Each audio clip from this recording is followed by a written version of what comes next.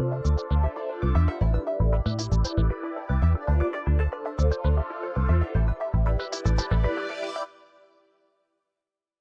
you ever had the experience of looking at your life and realizing something quietly unsettling?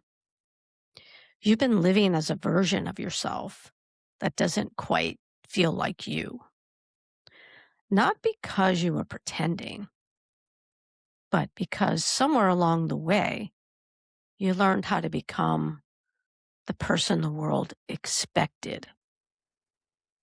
And for a long time, that worked until one day it didn't anymore. That's what we're talking about today, because removing the mask is only the beginning. The real question becomes, who am I when the mask is no longer running my life? Hey, everybody, welcome back to the Soul Talk podcast. I'm Marybeth Hrim. I am a licensed clinical social worker. I'm a coach. I'm a runner, and someone who believes deeply that healing begins when we reconnect with the truth of who we really are. And this entire series, Living Unmasked, is about gently removing the roles and identities we've carried that once protected us, but no longer define us. And if these conversations about emotional wellness, authenticity, and the mind-body connection resonate with you, I'd love for you to subscribe to my YouTube channel so you don't miss the weekly podcasts and the daily meditations that go along with this journey. Each week, we explore another layer of living more honestly and more authentically. And today, we're entering a very powerful stage because once the mask begins to fall away, life starts asking a deeper question. Who are you becoming now? So let's begin this week by talking about the moment the mask actually stops working. Because most of us don't wake up one day and suddenly decide to remove the mask or rip it off. Usually the mask stops working. You might notice that you're exhausted from always being the strong one. Or you realize you're saying yes to things your body clearly doesn't want. Or maybe you just feel this quiet sense that the life you're living doesn't quite feel like yours anymore. This happens to so many people in midlife. And it's not a failure. It's actually a sign of growth. Because the identities that helped us survive earlier in life often aren't the identities that allow us to live fully later on in life. I want to share something really personal here, because the truth is this journey of living unmasked is not something I just talk about professionally. It's something that I've lived personally for much of my life. I carried a belief, a quiet belief about myself. The belief was that I never quite fit in anywhere. Maybe some of you know that feeling. You're in the room, you're part of the conversation, but internally, it feels like everyone else somehow received a manual for how to be in the world, and you didn't.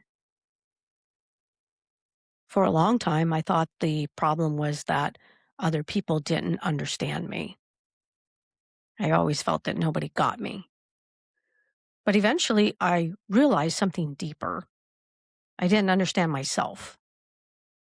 I had spent so much of my life adapting to other people's expectations that I had lost connection with my own voice, with my own self, my own inner being.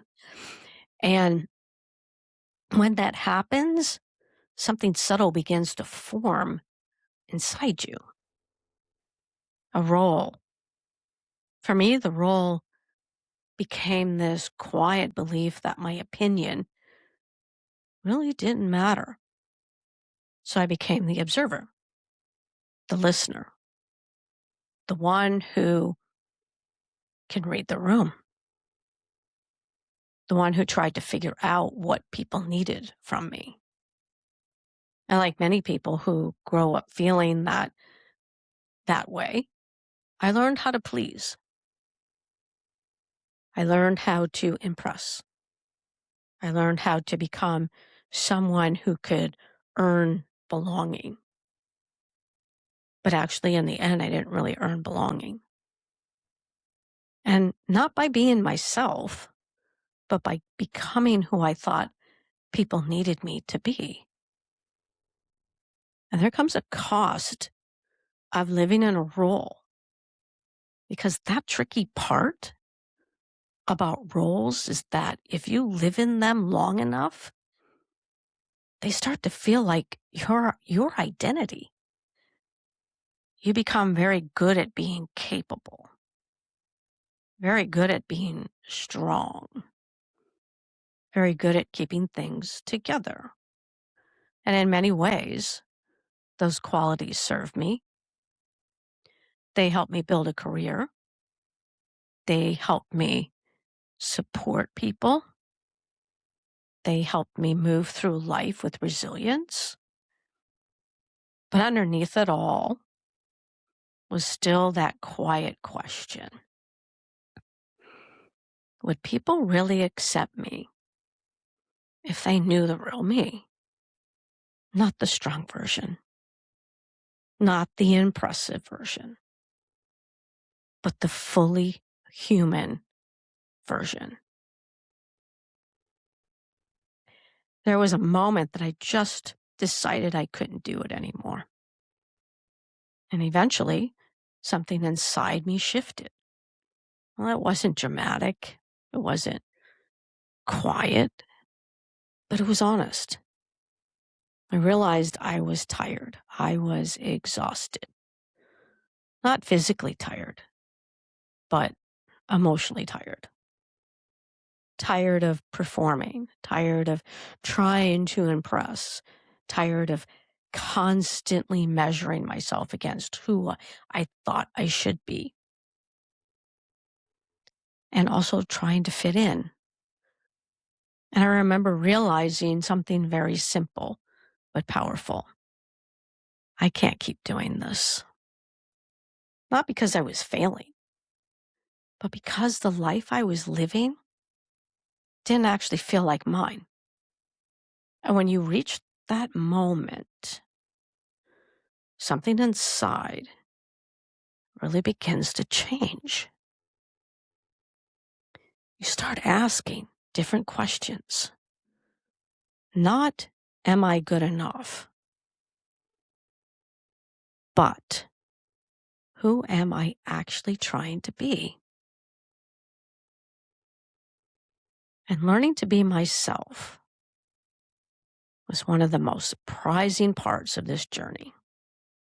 Was realizing that once I stopped trying to impress everyone, I had to learn something completely new. I had to learn who I actually was. And that takes time. It's not an overnight sensation. It's not something that's, you wake up the next day and you're like, oh, here I am, I've arrived. No, because when you've spent years adapting to other people's expectations, your own voice can feel unfamiliar. You start noticing things. What actually matters to me? What do I believe? What does my body feel when something is right? What does my body feel when something is wrong? Ask yourself those questions. Because slowly, little by little, you begin to reconnect with yourself.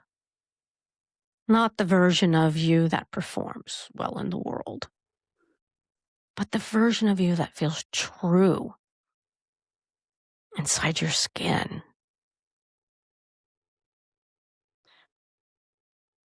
And one thing I've learned through running, movement, mindfulness is that authenticity shows up in the body.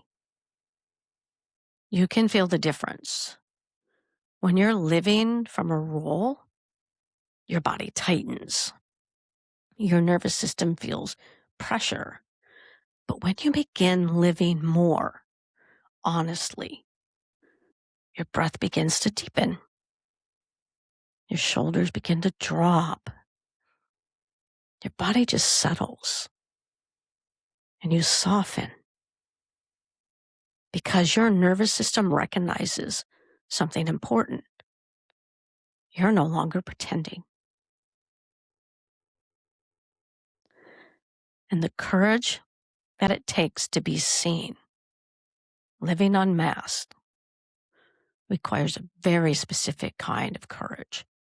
It's not dramatic courage, but everyday courage. The courage to say, this is what I actually feel. This is what I actually need. This is who I actually am. Sometimes that means disappointing people. Sometimes that means changing relationships. Sometimes it means building a life that looks different than the one you originally imagined. But authenticity always leads to one powerful outcome: alignment. Your inner world and your outer world begin to match. And that's really exciting. So today, I want to leave you with a gentle question. Who are you? Who are you becoming now that the mask is beginning to fall away? Not the role you played, not the expectations placed on you, but the person underneath all of that. Because that person has become there all along, waiting patiently for you to remember. I want to thank you so much for joining me today for this week's episode of the Soul Talk podcast. And if this conversation resonated with you, I invite you to continue this journey with me and with the daily meditations, where in week 10, we'll explore what it means to truly embody your authentic self. And if you haven't already, please hit the subscribe button to my YouTube channel so you don't miss the upcoming episodes and meditations. Take a deep breath, listen inward, and keep moving toward the life that feels most true. Because the most powerful version of you is the one that no longer needs a mask. Until next time, I'm Marybeth Hrim.